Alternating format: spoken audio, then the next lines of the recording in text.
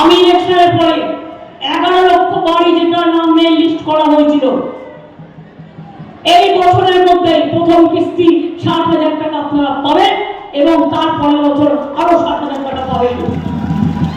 BJP বলছে লোকসভা নির্বাচনে 400 আসন পার করবে।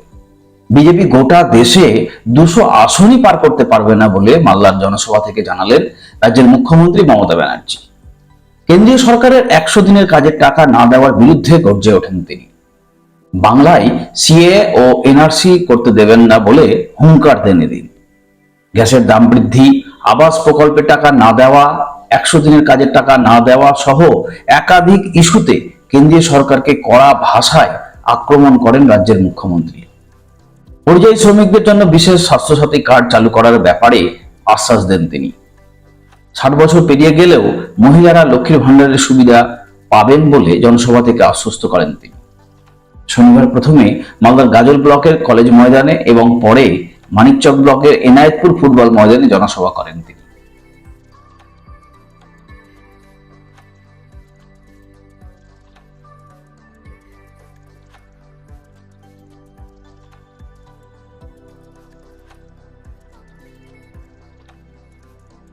আপনাদের মনে আছে বাংলায় 2021 ইলেকশনের আগে বিজেপি কি বলেছিল? ইস বার 200 পার। আমাদের এখানে 294টা সিট ছিল আর পেয়েছিল কত? 80ও ফেরোতে পারিনি। 100 ফেরানো দূরের কথা। আর আজকে ভারতবর্ষে 543টা সিটে ইলেকশন হচ্ছে। আগের বারে সবচেয়ে বেশি সিট পেয়েছিল বিজেপি, 303। আর এবারে বলছে ইসবার 400 পার।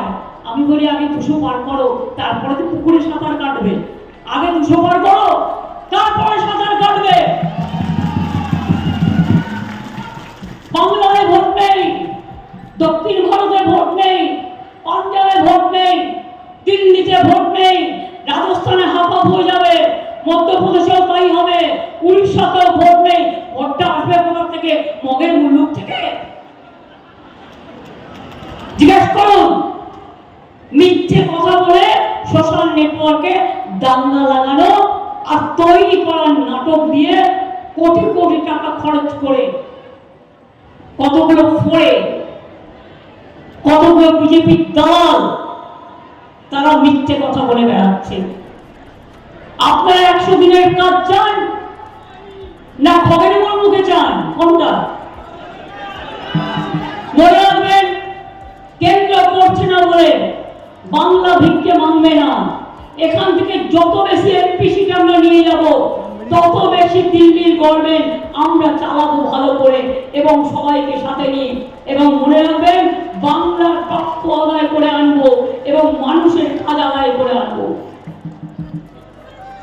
আর তারপরেও যদি বলেন ইতিমধ্যে 100 দিনের কাজের নামে হতো 31-40 দিনের কাজ। আমরা একটা প্রকল্প চালু করে দিয়েছি ইতিমধ্যে। সেই প্রকল্পটার নাম হচ্ছে কর্মশ্রী। জব কার্ড হোল্ডারদের 50 দিনের কাজের গ্যারান্টি দিলাম। আর যদি তার বেশি উঠেও করতে চান, 60 দিনও করুন, তার গ্যারান্টি দিয়ে গেলাম। এটা রাজ্য সরকার করবে, এটা দিল্লি করবে না। এটা আমরা থাকলে হবে, এটা দিল্লি থাকলে হবে না। আর দিল্লিতে আমাদের সরকার চাই, আসবেন। বিশ্বাস রাখুন, আল্লাহ তাআলার উপর বিশ্বাস রাখুন, জায়েদ খানে বিশ্বাস রাখুন, আল্লাহর উপর বিশ্বাস রাখুন, ঈশ্বরের উপর বিশ্বাস রাখুন, আল্লাহর উপর বিশ্বাস রাখুন, দেখবেন ঠিক ফল পাবেন। 11 লক্ষ বাড়ি বিজেপি কল সেন্টার থেকে ফোন করে করে বলছে ওই ডেটাটা আমাদের দেও। আমরা বললাম 350টা টিম পাঠিয়েছি বাংলায়। 100 দিনের কাজে নাকি দুর্নীতি, আবাসে দুর্নীতি আমরা দেখাও প্রমাণ দিয়ে। আজ পর্যন্ত দেখাতে পারলো না। আমি এখনো চ্যালেঞ্জ করে বলছি, দেখাও। বাংলা, বিহার, গুজরাট আর মহারাষ্ট্র 4টে স্টেটের রিপোর্টে শ্বেতপত্র প্রকাশ করো এবং এই যে রিপোর্টে আমরা দেখিয়ে দেবো বাংলা করেনি দুর্নীতি। দুর্নীতি করেছে বিহার, করেছে উত্তরপ্রদেশ, করেছে মহারাষ্ট্র, তাদের কাছে জবাব চাও। কই তাদের টাকাটা বন্ধ হয়নি? বাংলার ব্যাপারে সব বন্ধ। বাংলা যদি গরিব লোকের টাকা বন্ধ হয়, বিজেপির ভোট বন্ধ।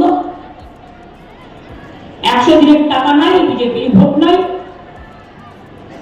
বাংলায় আবাসন নাই, বিজেপির ভোট নাই। আমি ইলেকশনের পরে 11 লক্ষ বাড়ি যেটার নাম নেই লিস্ট করা হয়েছিল, এই বছরের মধ্যে প্রথম কিস্তি 60,000 টাকা আপনারা পাবেন এবং তারপরের বছর আরো 60,000 টাকা পাবেন। আমরাই করে দেবো। তারপরে ফেস টু ফেস দেখে নেব। আর আমাদের সরকার যদি আল্লাহ তাআলা করে, যদি দোয়া করে, আশীর্বাদ দিয়ে, আপনাদের সকলের জয় জোহার বলে যদি চলে আসে, তাহলে টাকা আমরা আদায় করে নিয়ে আসবো। মনে রাখবেন, আস্তে আস্তে আগেও 42,000 বাড়ি আমরা করে দিয়েছি। রাস্তা পথশ্রী প্রকল্প এটাও আমরা করছি। ঐক্যশ্রী 4 কোটি সংখ্যালঘু ছেলে মেয়েদের মনে রাখবেন আমরা স্কলারশিপ দিয়েছি। টাকা বন্ধ করে দিল দিল্লি। মেধাশ্রী যারা ওবিসি ছিল তাদের টাকাও বন্ধ করে দিল। ট্রাইবেলদের জন্য আমরা বার্ধক্য ভাতা করেছি কম্পালসারি 60 বছর হয়ে গেলে। আর লক্ষ্মীর ভান্ডার যাদের 500 ছিল এবার 1000 পেয়েছেন। আর ট্রাইবেল শিডিউল কাস্টটা 1200 করে পাচ্ছেন। মনে রাখবেন, যার 60 বছর বয়স হয়ে যাবে তার টাকাটাও বন্ধ হবে না। যতদিন বাঁচবেন ততদিন পাবেন, যতদিন বাঁচবেন ততদিন পাবেন, যতদিন বাঁচবেন ততদিন পাবেন।